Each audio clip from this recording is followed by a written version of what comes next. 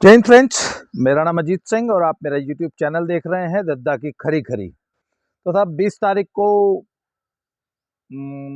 UP में तीसरे चरण का मतदान होने वाला है।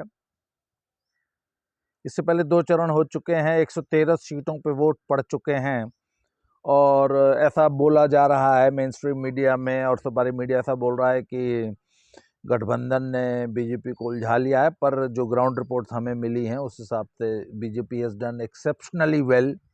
कुछ 2 4 10 सीटों का नुकसान हो सकता है और बीजेपी अभी भी बहुत ही सेफ जोन में 113 में से लगभग 70 से 80 सीटें जीत रही है पहले 2 चरण में। तीसरा चरण साहब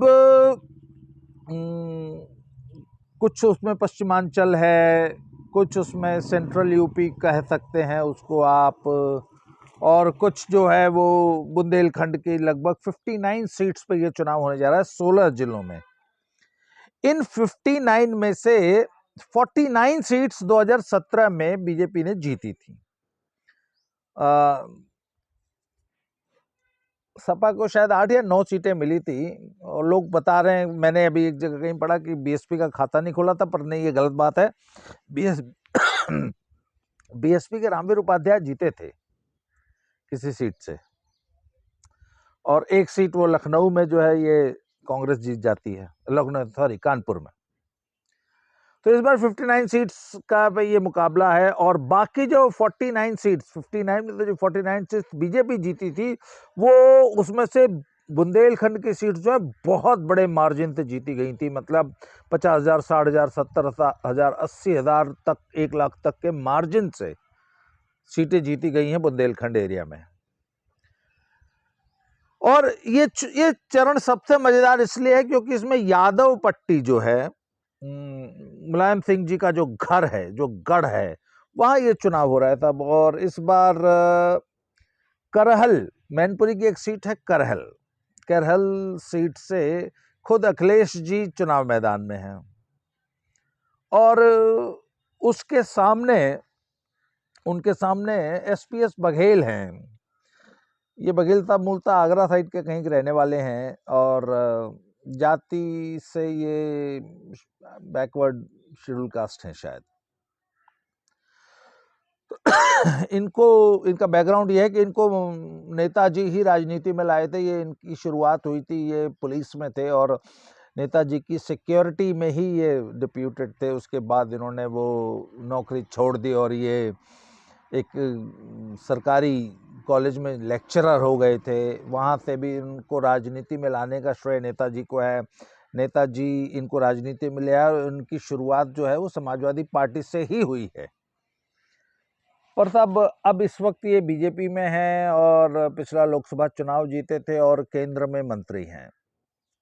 और जब अखिलेश यादव ने ये घोषणा की कि वो करहल से चुनाव लड़ेंगे, तो आमतौर पे जो भारतीय राजनीति में एक ट्रेंड रहा है ना कि जो बड़े नेता होते हैं विपक्ष के, उनको या जो एकदम सेफ सीट से जो लोग लड़ते हैं, तो उनको एक तरह से ना वॉकओवर सा दे दिया जाता है कि यार ये सीट जीतनी तो है नहीं, ये जीत ही जाएगा, इतना बड़ा नेता है, तो इस पे खामखा क्यों एनर्जी लगाई जाए। तो ये आमतौर पे ऐसा होता है। इसीलिए वो अमेठी रायबरेली से इतने सालों से जो है ना राहुल गांधी और उनकी मम्मी जीतती रही हैं, पर इस बार वो ट्रेंड बदल गया है। अमेठी से राहुल जी को स्मृति ईरानी ने खदेड़ दिया और वो वायनाड जाके उन्होंने शरण ली। तो सब यही सेम एटीट्यूड करहल सीट पे भाजपा ने दिखाया है और इस बार भाजपा जो करहल का चुनाव लड़ रही है वो सिर्फ फॉर्मेलिटी के तौर पे नहीं लड़ रही है। एसपीएस बघेल साहब ने, ही इज अ बिगविग हिमसेल्फ और वो एक बहुत सीरियस पॉलिटिशियन है और उन्होंने वो चुनाव फंसा दिया है, ऐसा लग रहा है। कम से कम अखिलेश यादव और समाजवादी पार्टी की बॉडी लैंग्वेज से तो ऐसा ही लग रहा है कि now it's not a cake walk. हालांकि अखिलेश जी जब करहल आए थे तो वो केक वॉक समझ के ही आए थे, क्योंकि पिछला चुनाव सपा की सीट पे सोबरन यादव जी ने लगभग 39,000 के मार्जिन से जीता था और तब ये it is set to be a safe seat जहां पे यादवों की बहुत अच्छी पॉपुलेशन है और अब तक ये केक वॉक ही रहा है समाजवादी पार्टी के लिए। और अखिलेश यादव ने एकदम सेफ सीट समझ के ही यहां से पर्चा भरा था, पर वहाँ पर भी बीजेपी ने चुनाव फंसा दिया लगता है। और चुनाव इस बेल्ट में इस कदर फंस गया लगता है कि कल जो रैली हुई है उसमें अखिलेश जी को अपने बूढ़े बीमार लाचार बाप को, बेचारे नेताजी को भी जो है ना बेड से उठा के मंच पे लाना पड़ गया। और कल जब नेताजी बोल रहे थे तो उनकी बोलते हुए वीडियो जो है पूरे सोशल मीडिया पे वायरल है। और शुरू में जब नेताजी जी बोलना शुरू किया और 2-4 वाक्य जब बोले तो वो हाँफने लग गए, उनसे बोला नहीं जा रहा था। और इस दौरान जो है जब वहाँ रैली हो रही थी, तो जब ये नेताजी की रैली यहाँ करहल में हो रही थी ना, तो ऐसा बताया गया है कि अखिलेश जी उस वक्त फिरोजाबाद में कोई रैली कर रहे थे और वो उस रैली को जल्दी से निपटा के भाग के करहल की रैली में आए हैं। और करहल की रैली में उन्होंने आके सार्वजनिक रूप से नेताजी के पैर छुए। ये जो नेताजी के सार्वजनिक पे पैर छूने, क्योंकि वो इससे पहले सार्वजनिक रूप से नेताजी की बेइज्जती कर चुके हैं। जब उनको उन्होंने बेइज्जत करके अध्यक्ष पद से हटाया था नेताजी को, और खुद जब पार्टी के राष्ट्रीय अध्यक्ष बने थे अखिलेश जी, तो वो बेइज्जती नेताजी की पब्लिक भूली नहीं है। तो उस पाप को वो शायद धो रहे थे, तो उन्होंने मंच से सार्वजनिक नेताजी के पैर छुए। उसके बाद नेताजी जब भाषण दे रहे थे तो वो हाँफने लग गए, उनसे बोला नहीं जा रहा था। और इतना ही नहीं कि वो उनकी ऐसी अवस्था है और उनकी जो बीमारी की दशा में वो बोल रहे थे, तो उन अखिलेश का अपने बेटे का नाम ही भूल गए, कैंडिडेट का नाम भूल गए, किसके लिए वोट मांग रहे हैं। तो तब जब वो अपना भाषण खत्म कर रहे थे तो एक कार्यकर्ता ने नहीं, पहले ऐसा बताया गया कि अखिलेश का नाम लिख के उनको एक बहुत बड़ा एक ऐसे प्लेकार्ड दिखाया गया। तब भी उनकी वो समझ में नहीं आया या वो पढ़ नहीं पाए और उनको अखिलेश का नाम याद नहीं आया कि कैंडिडेट कौन है। तो फिर एक उनके कार्यकर्ता ने बाकायदा उनके कान में कहा कि वोट मांगिए वोट, और एक ने बोला अखिलेश यादव बोलिए। तब उनको ध्यान आया, फिर उन्होंने अखिलेश यादव के लिए वोट मांगा। और ये वीडियो पूरे सोशल मीडिया पे वायरल है, आपने भी देखा होगा कि कार्यकर्ता उनको याद दिला रहा है कि अरे सर वोट मांगो, अखिलेश का नाम लो। तो सब चुनावी राजनीति में ना एक एक स्टेप का, एक एक वाक्य का, एक एक शब्द को बहुत तौल के बोलना पड़ता है। उसका बड़ा महत्व होता है, उसके बड़े निहितार्थ होते हैं, लोग उससे बहुत कुछ मैसेज लेके जाते हैं। तो सब इस रैली का बहुत अच्छा मैसेज गया नहीं। उसके बाद सब उस रैली के बाद 2 फोटोग्राफ्स और एक वीडियो और आ गया पब्लिक डोमेन में। उसमें दिखाया गया कि वो जो अखिलेश यादव का जो रथ है ना, उसमें 2 बहुत बड़ी बड़ी वो सिंहासन नुमा कुर्सियां लगी हुई हैं। एक कुर्सी पे नेताजी बैठे हैं, दूसरी कुर्सी पे अखिलेश जी बैठे हैं, बाप बेटा। और शिवपाल चाचा जी जो हैं वो नेताजी की कुर्सी के पीछे बड़े मायूस से ऐसे करके ना खड़े हैं। ये फोटो सोशल मीडिया पे चलने लग गया। उसके बाद एक और फोटो चला कि नेताजी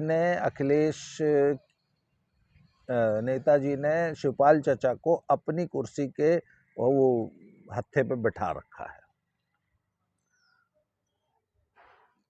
और वहां से बड़े अनमने ढंग से ना ये अखिलेश और मुलायम सिंह जी जब जनता को, क्राउड को उस रथ के अंदर से वेव कर रहे हैं, शीशे के अंदर से, तो बीच बीच में शिवपाल चाचा भी पब्लिक को वेव कर रहे हैं। वहाँ पे ना शिवपाल चाचा की बड़ी दयनीय सी, मतलब बड़ी निराशाजनक एक पिक्चर पब्लिक के सामने आती है। और वहाँ पे ये भी समझ में आता है कि अखिलेश को इस चुनावी माहौल में, अरे नाटक ही कर देते तुम, अगर उस अपने चाचा की रिस्पेक्ट कर लेते ना, तुम तो बच्चे हो यार, उन्होंने पाला है। अखिलेश जो है शिवपाल चाचा के घर में ही बचपन से पले हैं, क्योंकि नेताजी तो साधना गुप्ता के साथ मस्त थे एकदम। जब छोटे थे ना अखिलेश, तो शिवपाल चाचा के घर में रहते थे। अखिलेश को तो शायद तब ये भी अकल नहीं होगी कि मेरा बाप कौन है, चाचा कौन है। जब संयुक्त परिवारों में हम ये देखते हैं कि बच्चों को ये पता नहीं होता है। तो वो अखिलेश चाचा, आप खड़े हो या तो आप तो बच्चे हो। अखिलेश एक तरफ नेताजी बैठते, एक तरफ शिवपाल चचा बैठते, वो फोटो खिंचा लेते, वो फोटो पब्लिक डोमेन में आती, तो इससे नेताजी का और सिर्फ शिवपाल चचा का सम्मान नहीं बढ़ता, इससे अखिलेश जी आपका सम्मान बढ़ता। आपने क्या पिक्चर पेंट की है, इससे आपके संस्कार पब्लिक देख रही है। और सब चुनाव में यही सारी पोस्चरिंग तो महत्व रखती है, आप क्या इमेज बना रहे हो। और सर ये भारतीय जनता जो है ना, हम लोग भारतीय समाज, ये संस्कारगत बातों का बहुत ज्यादा ध्यान देता है, इस पर बहुत ज्यादा प्रभावित होता है। उसके बाद एक और वीडियो कल ही वो भी वायरल हो गया, उसमें तब ये दिखाया गया कि एक चुनावी सभा में हमारे इंदल पहलवान आ गए हैं। बैठिए इंदल जी, आ रहा हूं मैं, एक जरा वीडियो बना लूं, उसके बाद आता हूं। एक वीडियो बना रहा हूं मैं यूट्यूब के लिए, ठीक है, आप बैठो, नन्हे वही हैं। हाँ जी। आपका कुत्ता मुझे डर है। नहीं नहीं, कुत्ता कुछ नहीं बोलता, आजकल बहुत अच्छा कुत्ता हो गया है। नहीं नहीं, वो वही है, आप जाओ अंदर, कोई नहीं है। तब एक हमारा एक पहलवान शिष्य आ गया था। खैर, तो तब कल एक और वीडियो वायरल हो रही है, जिसमें एक चुनावी सभा के दौरान अखिलेश जी जो ना, ए पुलिस पुलिस, ए पुलिस, इस प्रकार से पुलिस को संबोधित करते हुए नजर आ रहे हैं। इसका भी कोई बहुत अच्छा मैसेज पब्लिक में गया नहीं। अच्छा, तो मेरे एक मित्र ने मुझसे पूछ रहे थे कि आखिर ऐसा क्या कारण है कि ये इतना ऐसा रवैया पब्लिकली एक सभा में पुलिस को इस प्रकार संबोधित करके अखिलेश जी मैसेज क्या देना चाहते हैं, और इससे क्या समझ में क्या आता है कि अखिलेश जी क्या कहना चाहते हैं। तो मैं आपको बताऊं अखिलेश जी क्या कहना चाहते हैं। असल में ये इस प्रकार पुलिस को संबोधित करके ना, हे पुलिस पुलिस, हे पुलिस, अखिलेश जी अपनी इलेक्टोरेट को ये मैसेज दे रहे हैं कि देखो, मैं पुलिस को इस प्रकार ट्रीट करता हूं, या पुलिस को मैं ऐसे हैंडल करता हूं। असल में जो अखिलेश की जो वोटर वर्ग है ना, वो आज की तारीख में पुलिस और प्रशासन और सरकार से थोड़ा सा खुद को प्रताड़ित महसूस करता है। उसको लगता है कि ये जो बाबा ने बुलडोजर वाली जो इमेज बनाई है ना, और ये गाड़ी पलटने वाली इमेज, इससे जो अखिलेश यादव का जो अराजकता पसंद एक वोटर वर्ग है, यस, अखिलेश का जो वोटर बेस है ना, वो अराजकता को पसंद करता है। सेम यही चीज लालू यादव के साथ है बिहार में। एक बार बहुत पहले लालू यादव के बारे में पूछा गया था कि आखिर Lalu Yadav law and order को कंट्रोल क्यों नहीं करते, बिहार में इतनी लॉलेसनेस, इतना जंगल राज क्यों है। तो वहां पे एक एनालिस्ट ने बोला था कि असल में जंगल राज में लालू का जो वोटर वर्ग है, वो जो वोटर है लालू का ना, जो कोर वोट है, वो फलता फूलता है, वो सुखी महसूस करता है, क्योंकि वो उसी लूट खसोट से ही पावर उस विड्रॉ करता है, वहीं से वो कमाता खाता है। तो लालू का जो वोटर है, इसीलिए वो अराजकता को पसंद करता है, और इसीलिए लालू अराजकता पैदा करके रखते हैं, इसीलिए लालू के राज में लॉलेसनेस होती है। कुछ हद तक समाजवादी पार्टी के शासन में अखिलेश जी का जो वोटर वर्ग है ना, वो भी अराजकता को पसंद करता है। उनका जो कोर वोटर है, यादव और मुसलमान, वो समाज में अराजकता फैला के ही जीते हैं। फॉर एग्जाम्पल, आपने सुना होगा कि मुस्लिम मोहल्लों में पुलिस एंटर नहीं कर सकती, जबरदस्ती वो कटिया लगा लेते हैं, यादव जी लोग जो है जबरदस्ती लोगों की जमीनों पे कब्जा कर लेते हैं, है ना। इस प्रकार की जो घटनाएं होती है ना, बाबा जी इनको बहुत सख्ती से इन चीजों को रोक दिया है, और आज सचमुच सरकार का शासन है, निजाम है, इकबाल है सरकार का। वो कहते हैं राजा नहीं राज करता, राजा का राजदंड जो होता है, डंडा होता है ना, वो राज करता है। तो डंडा प्रतीक, डंडा किसके हाथ में है, पुलिस के हाथ में है। तो इस प्रकार पब्लिकली पुलिस की बेइज्जती करके अखिलेश यादव उस जनसभा में अपने वोटर को ये एश्योर कर रहे थे कि यदि मेरा शासन आया तो मैं पुलिस को ऐसे ही डील करूंगा। और साहब वो दिन भी तो भूले नहीं है ना, वो फोटो भूले नहीं है, जब सैफई के उस